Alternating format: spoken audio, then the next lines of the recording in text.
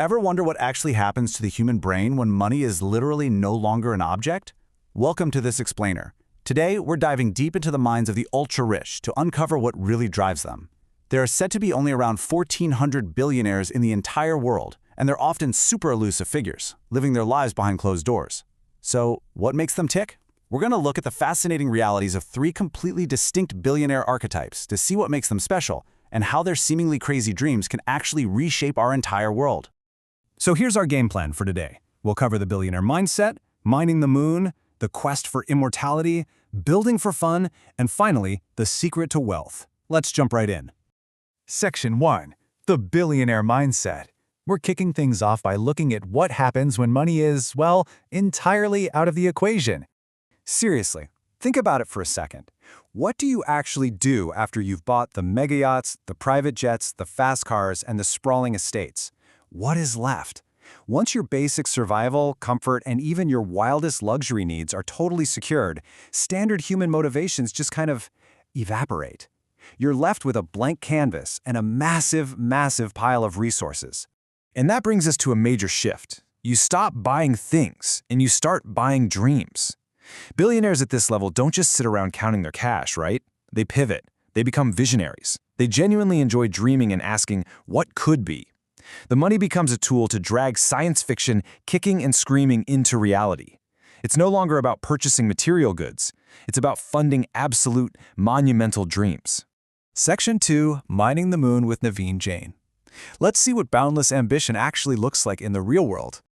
Naveen Jain is a guy with a personal wealth estimated at $2.2 billion, and he totally redefines the word crazy. I mean, this is a man who collects meteorites, including one that literally crashed through a roof and hit a woman in the thigh. But he doesn't just want to collect space rocks, he wants to harvest them. With his company Moon Express, he's actively working to land on the lunar surface.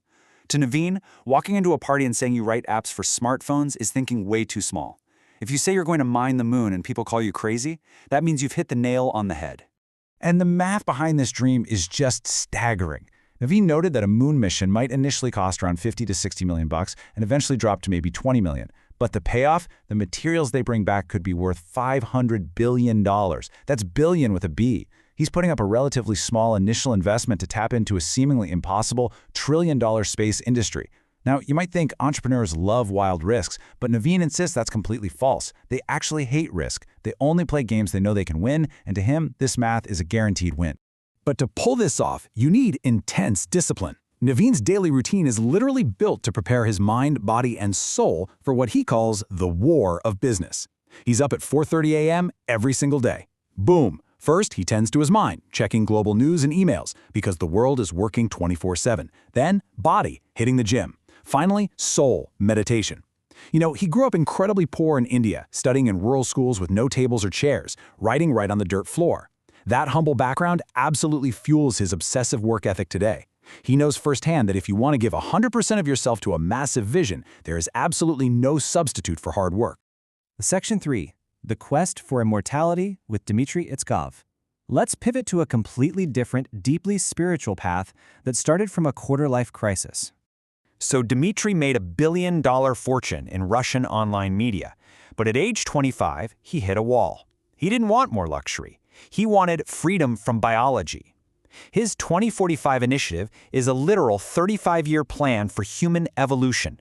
It starts with controlling robotic avatars with our minds, moves into full brain transplants into machines, then completely uploading human consciousness, and eventually existing purely as immortal holograms.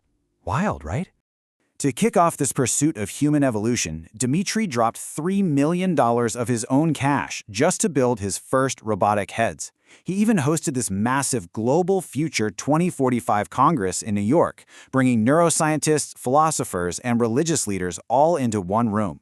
He went as far as commissioning a top creator of lifelike androids to build a robotic replica of his own head. Why? Because he believes that to stop the skeptics and get people believing, you have to give them tangible evidence. You have to prove that the science fiction of yesterday is becoming today's reality. Now notice the sharp contrast between these two mindsets. You've got Naveen, who thrives in a highly structured, super family-oriented environment. He brings his kids into his businesses. I mean, his son started the world's largest entrepreneur society at 16. But then you have Dimitri.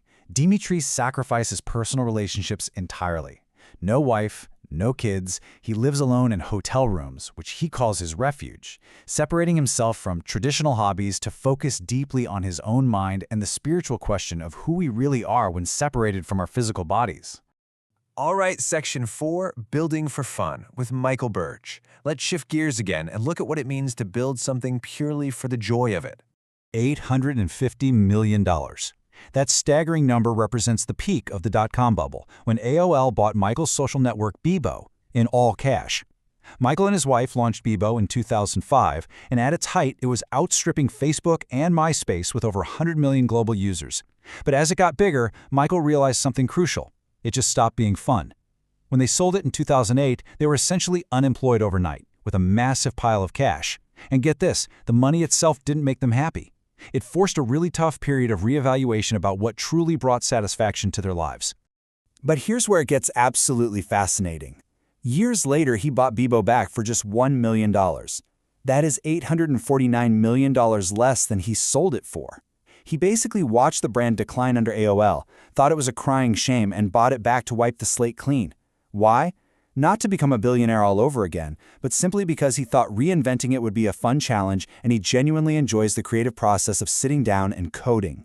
Michael hit the nail on the head when he said, there's a couple of traits that help for an entrepreneur, being really stubborn, and the other is being really naive. You need the stubbornness to keep trying, and the naivety to just ignore the risks of failure. He went on to start a tech incubator called Monkey Inferno, and he even put a massive English pub right in his house because he missed them. He surrounds himself with creative people, offers free food and drinks, gives everyone equity, and just creates. He acts kind of like a bumblebee. It flies simply because it doesn't know its body isn't aerodynamically supposed to. Section 5. The Secret to Wealth. Let's pull all these threads together to uncover the true, shared DNA of a billionaire. When you synthesize these incredible journeys, a clear pattern emerges. Vast wealth is basically a byproduct of an obsessive focus on solving $10 billion problems. Whether it's Naveen planning to cure diseases with AI on the moon, Dimitri trying to solve human mortality, or Michael stubbornly building tech platforms just for the joy of it, none of them actually set out just to have a high net worth. They are dreamers. They don't retire, they just move on to the next fascinating project. And despite the grand scale of these visions, they absolutely hate taking wild, uncalculated risks. Honestly, based on these three guys, we kind of need to redefine the word wealth altogether. It is a natural byproduct of pursuing your curiosities, not a target to hit. If you just chase paper, you're never going to reach this level.